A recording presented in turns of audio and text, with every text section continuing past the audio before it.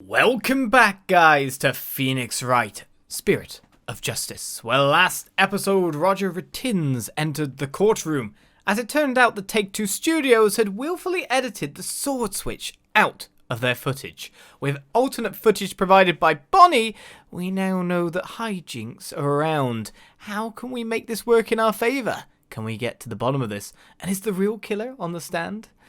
That the witness willfully edited the sword switch out of the footage. That he did. Tell me to hold it all you want, Roger. You see, there's your second misunderstanding right there. Your Honour, would you mind if I testified about it? Oh ho ho, feel free. I've seen people testify on TV, and I've always wanted to give it a shot. That would be fine with me, Prosecutor said Maddie. This is quite unexpected. It threatens to disrupt the karmic course of this case. Hey, line up, pretty boy. You're gonna like what I've got to say. Promise. Very well. However, if you do anything to impede the last rites for the victim, I will have you removed. All right. With Prosecutor Sad Maddie's permission, please give us your testimony, Mr. Retinz. Roger Retinz, the reigns Roger, now Kaiser of the courtroom. I'm taking over the floor, so listen up, loyal viewers. Everything's a show for him, isn't it? It wasn't deliberate, I tell you. Really? Footage is meant to be edited, I tell you. Scenes are spliced together, and long or boring scenes are cut out. It's like he's telling me what to do, and I don't do it. All the stations edit footage this way. It wasn't like it was done maliciously or something. It was just a coincidence that particular scene was cut. It wasn't intentional. Well, what? You got some proof that I had an ulterior motive for editing that footage? Ooh, and that's why I like the organic, natural footage, you know? Not heavily edited stuff. I see. You're saying it was a coincidence that the sword-swapping scene was cut. That's right. Glad you got the picture. Objection! Coincidence? That's just a little too convenient if you ask me. Oh, an objection. How cool. It sure packs a lot more punch when you hear it live. Do that again. I want to get another shot from a different angle. My objection is not for your entertainment. And cut. There. I got some good stuff there. Mr. Retinz, filming is prohibited inside the courthouse. Whoops. My bad, Judge. And if the defense has an issue, it can point it out during its cross-examination. A short, sweet testimony, some would say. What information can we get out of him? Footage is meant to be edited, I tell you. Hold it! Really? I've never heard anybody say that. It's common knowledge in the TV world.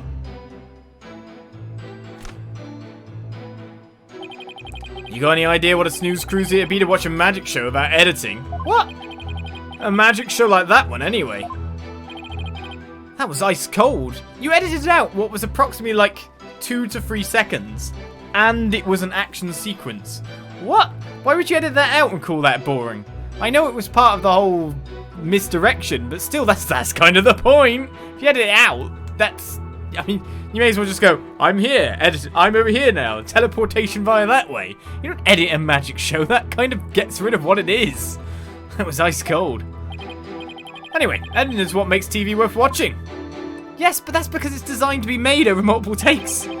Scenes are spliced together and long or boring scenes are cut out. Hold it!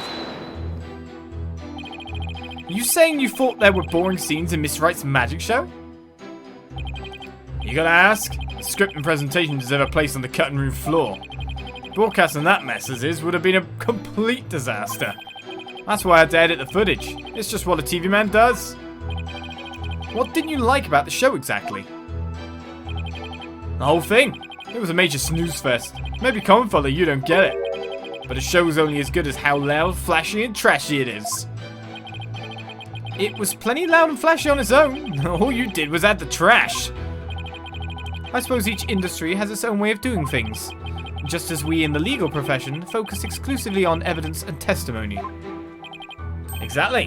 Whether it's showbiz or the legal biz, we do what we gotta do to get the job done. Anyway, editing footage is just a matter of course in the TV industry.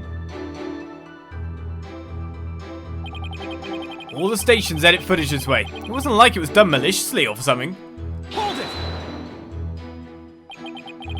It wasn't done maliciously, huh?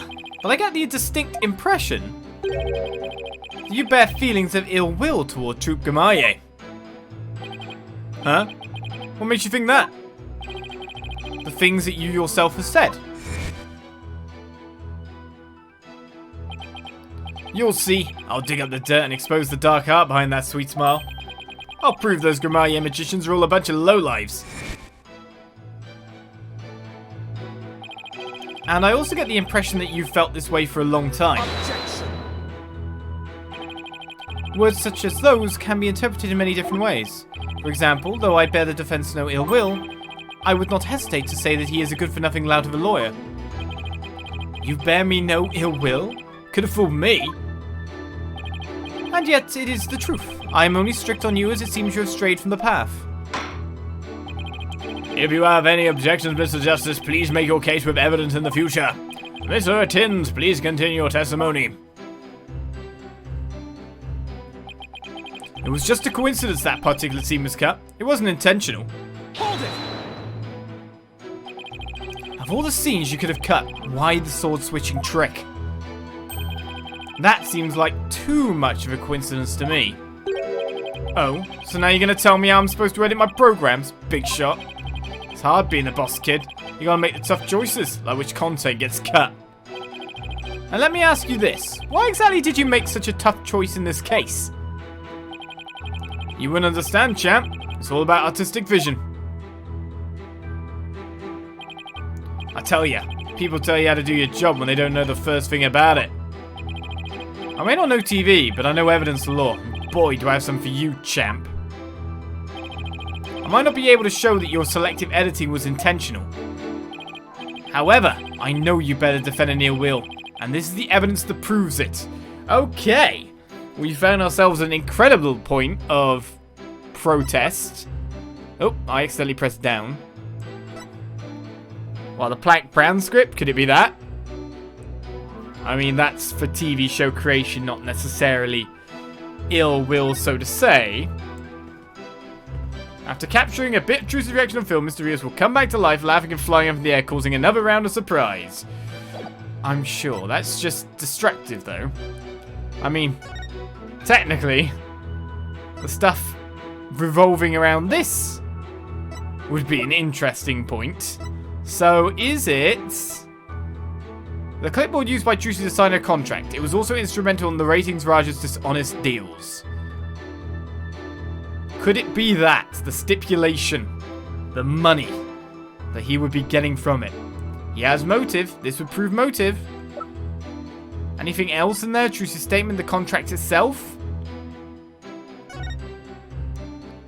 I mean, one shows that he's there and that's the contract. The other part of it, though, shows the ill will in some senses. I mean, otherwise you just look at it as a contract.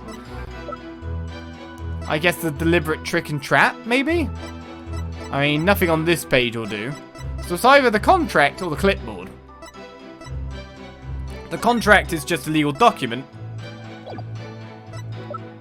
The fake clipboard is something way more interesting. And, of course, it's given the flavor text is instrumental in the ratings Roger's dishonest dealings. Take that!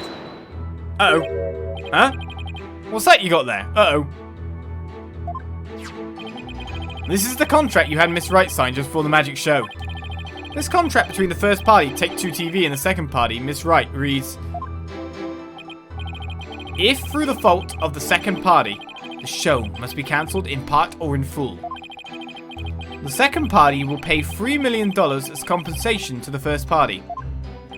$3 million? Okay, so it was an either-or situation, was it? The music didn't stop and that made me worry. That's a completely unreasonable sum. I couldn't agree more. And of course, Miss Wright doesn't have that kind of money. Nevertheless, Roger Retinz had to sign this unreasonable contract anyway. Or more accurately, he conned her into signing it. Conned her? How did he do that? There's a trick to the clipboard that was used by Miss Wright to sign a contract. It houses carbon paper that can secretly copy her signature onto other documents. But we're thinking not just in duplicate at this point. Triplicate. Oh, come on now. It's quite a nasty accusation you're slinging my way. For starters, you don't have any proof I had anything to do with that carbon paper stuff. Just because Trucy and her agency can't pay up, that doesn't mean I conned her. At $3 million. That's totally out of reach for the average person. In any case, this is important new information. Please add it to your testimony, Mr. Retinz. Where's your proof linking me to that tricked out clipboard? You didn't have any, do you? So I'm obviously presenting something to here. Hold it! Let's press first, though. This clipboard is yours, though, isn't it, Mr. Retinz? Well, it belongs to the TV station anyway. That much I know. Maybe it was an old prop from one of our TV shows that got used by mistake. Or maybe you used it on purpose. To con Miss Wright. Objection! Mr. Retinz has already stated that he did not. Mr. Justice, please do not use this trial to get out of paying your agency's debt. That's not what I'm doing! Proof Mr. Retinz is connected to the carbon paper, huh? If Trucy's signature was copied onto the fake contract, then there must be an original contract that Trucy actually did sign. True, but I bet Retinz is too savvy to leave something like that leave behind as evidence. What if her signature was copied onto more than just a fake contract? Like a third document with Trucy's signature on it? Haha! Have we seen anything like that, though? Hey, what are you guys whispering about? Let me continue our testimony. Nope, we're stepping back, because we now know what to present. I have some proof, but something else. Onto this statement, seeming we got the press statement talking about it. Where's your proof linking with that tricked out clipboard? You don't have any, do you? Well, he obviously got rid of contract number 1 by the look of it. The one that was actually signed, but as I said, most of the carbon paper is not used to do things in duplicate. It's usually used to do things in triplicate. So, with that said, this note here, with a random signature on it, which you can zoom in on, it's definitely our smoking gun in this case, he says as he keeps backing out from it. Present! Objection! You must be quite the con man if you can fool a magician with a simple trick. But if you think you can con a lawyer, you're very much mistaken. Hey kid, would it kill you to enunciate in front of the camera? You know, like a newscaster. Think of the viewers! I'd like to take a look at Miss Wright's signature here on this note. Now let's compare that signature to the one here on this contract. Oh look, identical. Well, would you look at that? They're exactly the same. That's right, Your Honor. Not just similar, but exactly the same. Nobody can sign their name in exactly the same way twice, unless it's a copy. Do you really want me to keep going? These signatures are proof positive that you conned Miss Wright. And they definitely prove your malicious intent.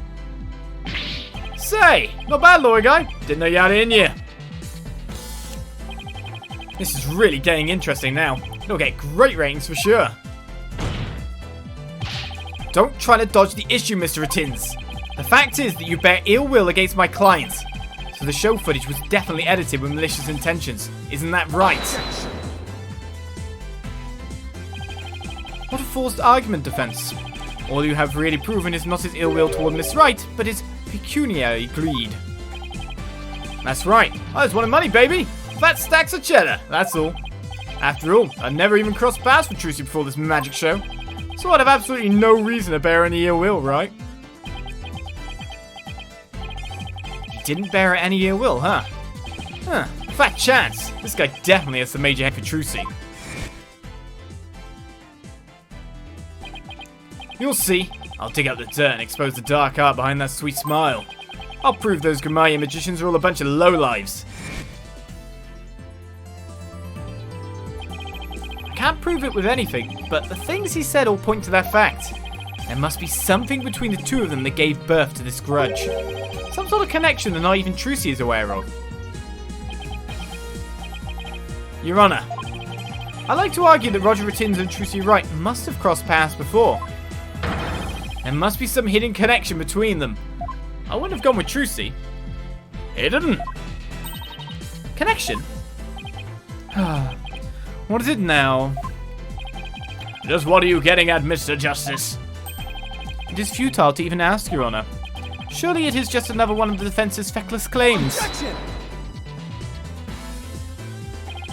You don't seem to have a very high opinion of me, but once you hear my argument, you'll wish you'd taken me a whole lot more seriously. Will I really? Very well then, do proceed. Did you figure something out, Apollo? Nope, not a thing! What? That was just some good old-fashioned bluffing. Of course you have Mr. Wright's fine training. I hope you know what you're doing. If you're going to make such a bold claim, Mr. Justice, I hope you're ready to elaborate. What is this hidden connection between the defendant and Roger Retinz? Is Trucy's biggest fan? They're dating? Or, the most likely one of those three, Retinz is a magician too, possessing remarkable sleight of hand with a camera. That sleight of hand trick Mr. Retinz did during the recess earlier. Filming is prohibited inside the courthouse. Do you want me to get the bailiff? Huh? Filming? What are you talking about? I don't even have a camera on me.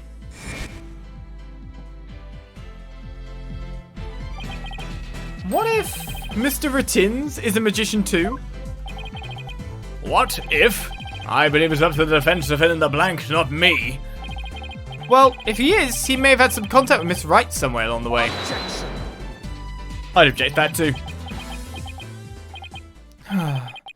Your argument is hardly worth responding to. But by all means, please do continue. As a passage in the sacred scriptures of Khura'anism states, he who gives a sermon to a monkey is himself a monkey. Yeah, it doesn't matter what you say to a dimwit, he isn't going to get it anyway. But we saw Mr. Retinz perform a magic trick. He made his video camera disappear in the blink of an eye.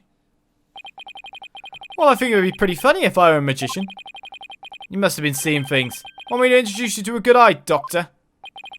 If a connection as tenuous as that is all it takes, then every magician in the country could potentially bear ill will towards the accused. I guess you're right. You're not the sharpest knife in the drawer, are you, short stuff? You would do well to cleanse that putrid mind of yours in the holy waters of Mount Pony Pony. 3 days under a frigid waterfall, and even you should rise to the level of a monkey. Ha! A numbskull for a numbskull! Ah, well, this numbskull has thick skin, so there. It's not going to stop you getting a numbskull under that cold, though. I think I get what they're driving at. Even if he is a magician, it's not exactly a reason to bear a grudge against Trucy, is it? Hold on. I can think of one person. One magician who has a reason to bear a grudge against Trucy. Or rather, one magician who has a reason to bear a grudge against Troupe Grimaille. Oh?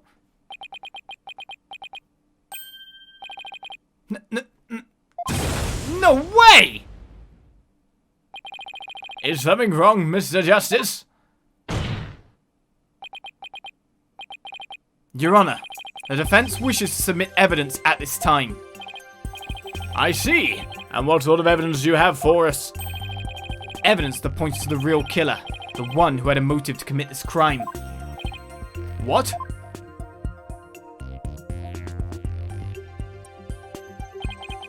And what have you come up with this time, defense?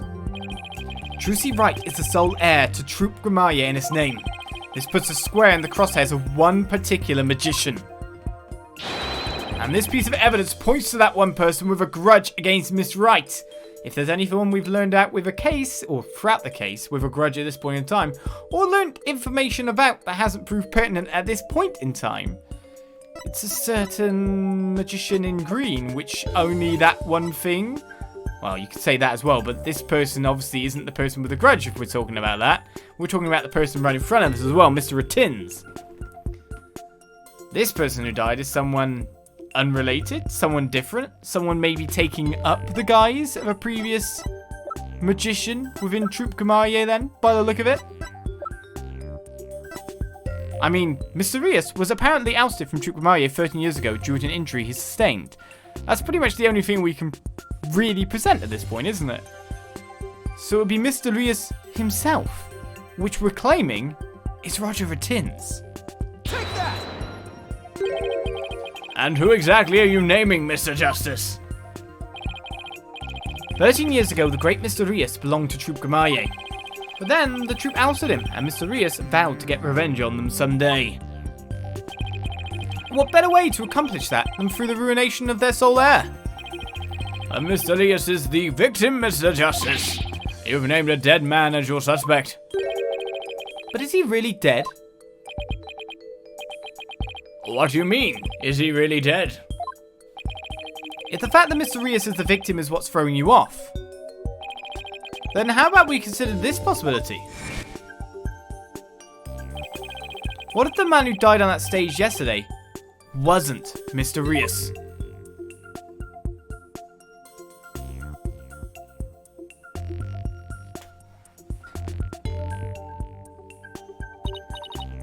What?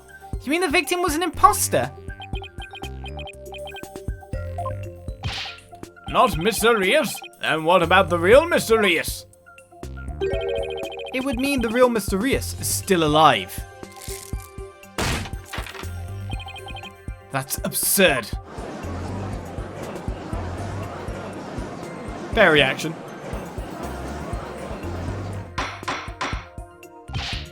Mr. Justice, who is the real Mr. Reus if not the victim of this case? It's all coming together now. Is it? I feel like we're on a bluff train.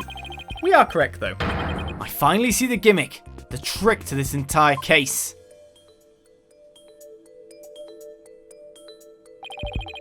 This should explain everything, Your Honor.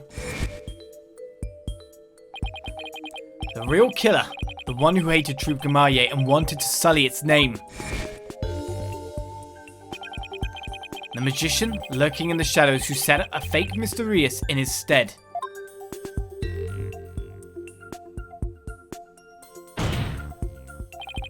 The real Mr. Reus is... oh, Roger Retinz, of course. Take that! But that's... Yes, it is. Roger Retinz is the real Mr. Reus. What? Him? Objection.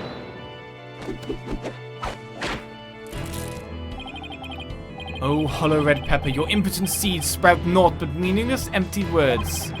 You can't possibly have proof to support such an outlandish theory. It's not a bad idea for a soap opera, but not even diehard fans of the genre would stick around past the pilot. You want proof? Well, I've got proof. I could prove it by proving that Mr. Reus in yesterday's magic show was a fake. I can see how as well. And to do that, I just need you to look at this spot on this poster. A very pronounced and talked about scar. This is the injury Mr. Reus sustained while practicing a magic trick 13 years ago. However, the video the victim shot of himself shows no trace of that injury. Oh my, you're absolutely right! Now, Mr. Retinz, what do you suppose we'd find if we took a look at your right forearm? Is there by chance a nasty 13-year-old scar under that sleeve of yours?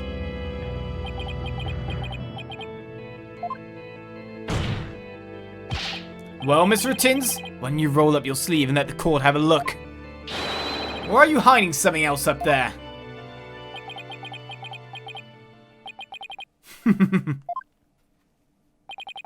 Come on now, I have nothing up my sleeve. I don't need to hide anything up there because I require no tricks or gimmicks. For you see, my magic is the real deal.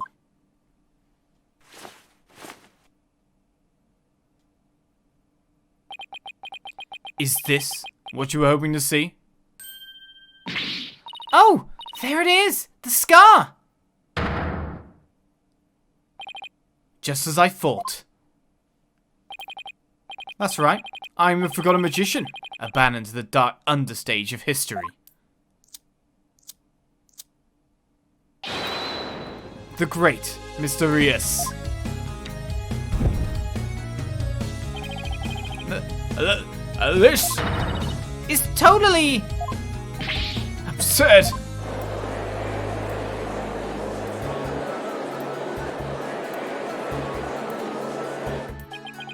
Oh, how ironic, wouldn't you say?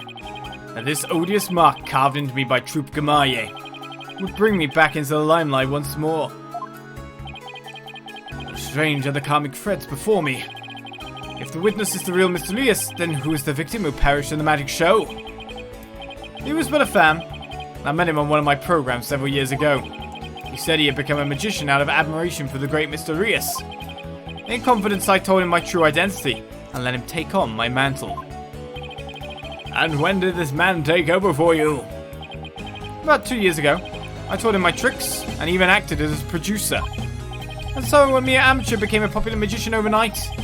Courtesy of my magic, on the stage we call television. Hope you enjoyed the show. You really had us all fooled. Mr. Retinz, or should I say, Mr. Reus. In your hatred of Troop Gamaye, you killed the victim, Mr. Mystery, and then set up Miss Wright to take the fall, didn't you? You did it all just to tarnish the Gamaye name. I have no idea what you're talking about, lad. I set up the prank, that much is true. It was simply a harmless joke on Trucy, I assure you. Yet she learned of the plan and made use of it to commit murder. That is how strongly the criminal element runs in the blood of these Gramayes. Objection! But if it was a secret prank plan that very few people knew about, couldn't you have been the one to use it for murder instead? Yeah! Ah! Ah! His head! Just kidding. What the heck was that? Heed my words, loyal lad, for I fear your grasp on reality is slipping. I do believe I told you that my magic is real. It employs neither tricks nor gimmicks. Enough with the ambiguity. Why don't you make your point already? My alibi is as pristine as ever. Wouldn't you agree, Prosecutor Sabbari? Yes, I suppose that is correct. The witness does have a solid alibi. What? Recall defense that at the time of the magic show, Mr. Retinz was at Take-Two TV. A fact that many people can easily attest to. Ah, that's right. I forgot all about that. So what do you think, Your Honor? Would you like me to testify on the matter? Yes, I think you'd better. Please tell the court more about your alibi. Very well then. On with the show. Are you watching, Magnifique Glamaye? The time has finally come for my magic to snuff out your precious pedigree. The Glamaye line will be no more.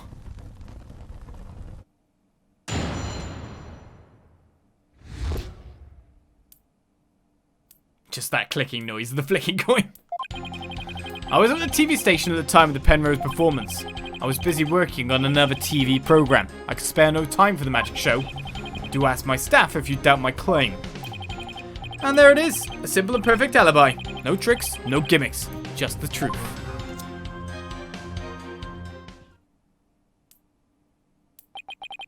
Do you understand now, perhaps? I did not grace the theatre with my presence until after the incident. So how could I have committed the murder? His staff did say he was there at the station, so it sure does sound like a rock-solid alibi. But that can't be right. If Mr. Retinz is the killer, he'd have to have been at the theatre. There's got to be a hole somewhere in his story. I assure you there are no holes on Mr. Reus' stage. No tricks, no gimmicks. True magic doesn't need trapdoors to escape through. Do enjoy my show to the fullest. And my real alibi.